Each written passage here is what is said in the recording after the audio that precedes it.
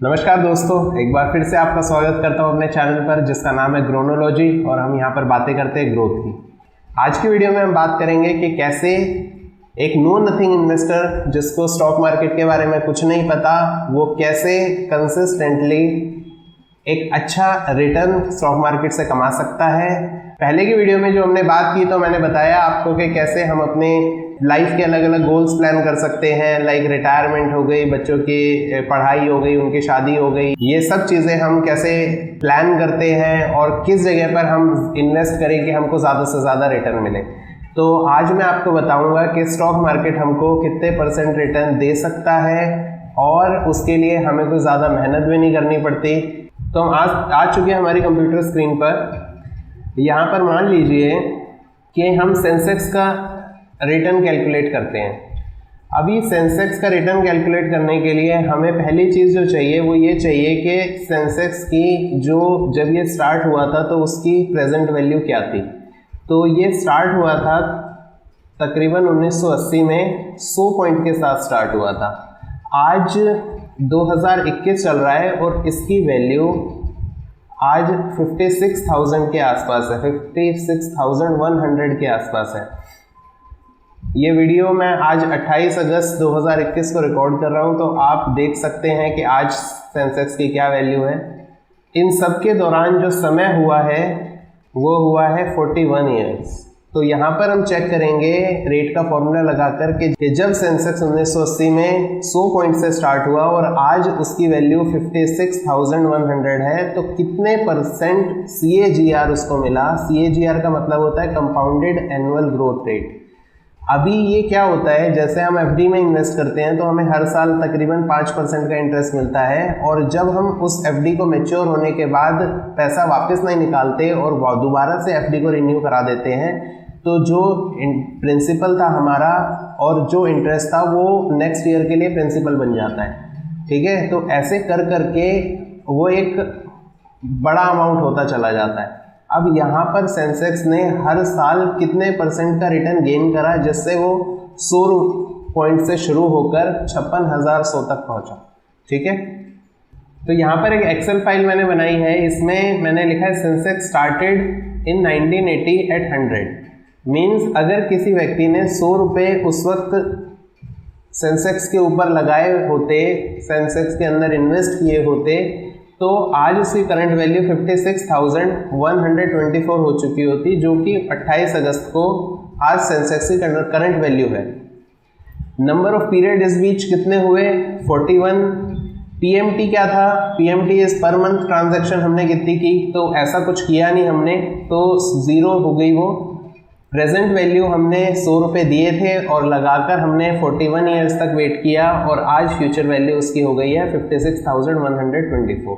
तो रेट इस बीच में कैलकुलेट करने के लिए हम फॉर्मूला रेट का लगाएंगे, इज इक्वल टू से स्टार्ट करते हुए रेट ब्रैकेट ओपन करेंगे, NPR ये हमसे पूछ रहा है, तो NPR के अंदर हम लिखेंगे 41 और PMT ये हमसे पूछ रहा है, PMT is 0, present value is -100, future value is 56,024।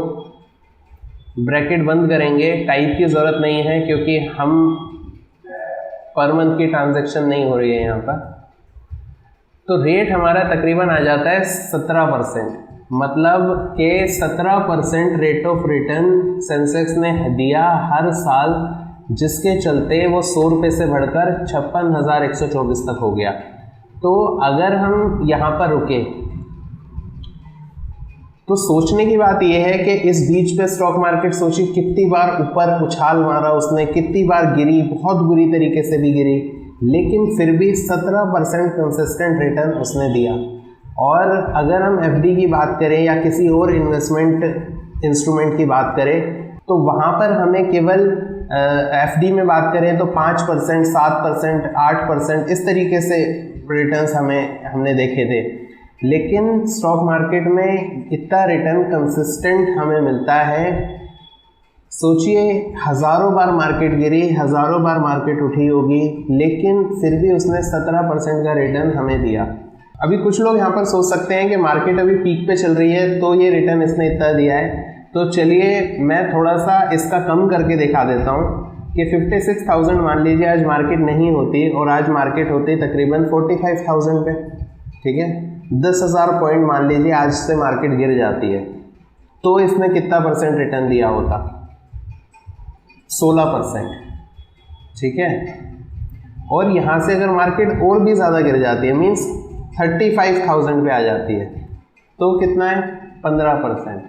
FD से फिर भी कहीं ज़्यादा है। मान लीजिए मार्केट बिल्कुल गिरी हुई है एकदम, आज से 40 साल बाद, तो भी मार्केट 15% रिटर्न देती है। तो सोचिए अगर हम 15% रिटर्न अर्न कर रहे हैं तो हम कितना जो है उसको बढ़ा सकते हैं। अभी जो हमने फाइनेंशियल मैनेजमेंट की अपनी वीडियोस में अपनी रिटायरमेंट प्लान की है, अपनी हमने बच्चों की पढ़ाई प्लान की है, बच्चों की शादियां प्लान की हैं, और जो भी अपने मेजर गोल्स होते हैं वो हमने प्लान किए हैं। तो हमने वहाँ पर स्टॉक मार्केट का रिटर्न 15% लेकर ही कैलकुलेट किया। क्यों? क्योंकि हो सकता है जिस वक्त हमें उनकी पैसों की ज़रूरत हो उस वक्त मार्केट पीक पे ना हो, उस वक्त मार्केट गिरी हुई हो, लेकिन तब भी 15% हमें मिलता है। अगर मैं और भी कम कर लेता हूँ तो 14%, 13-14% तो मार्केट देती ही है। अगर लॉन्ग रन में मार्केट इतना नहीं देगी तो जो कंपनीज भी वहाँ पर काम कर रही हैं वो सब भी अपना पैसा निकाल कर एफडी में लगा देंगे, है ना। तो क्योंकि वो एफडी में नहीं लगा रहे हैं, दे आर डूइंग बिजनेसेस, तो उनको लगता है कि हाँ हमें बैंक से ज़्यादा रिटर्न कमाना है, ठीक है। तो इतना रिटर्न मार्केट देती ही है। अभी हम जो नेक्स्ट वीडियो में मैं आपको बताने वाला हूँ वो हम कैलकुलेट करेंगे कि कैसे हम अपनी जनरेशन के लिए एक वेल्थ इकट्ठी कर सकते हैं, कैसे हम एक लंबे समय में और लंबे समय भी ज़्यादा नहीं, मैं मात्र 30 ईयर्स लेकर कैलकुलेट करूँगा कि जो भी लोग आज मेरी उम्र के हैं, 30 साल के हैं या उससे कम हैं या इवन उससे ज़्यादा भी हैं, वो भी कैसे एक अपने लिए एक ऐसी वेल्थ इकट्ठी कर सकते हैं जो कि उनकी जनरेशन्स तक में काम आए।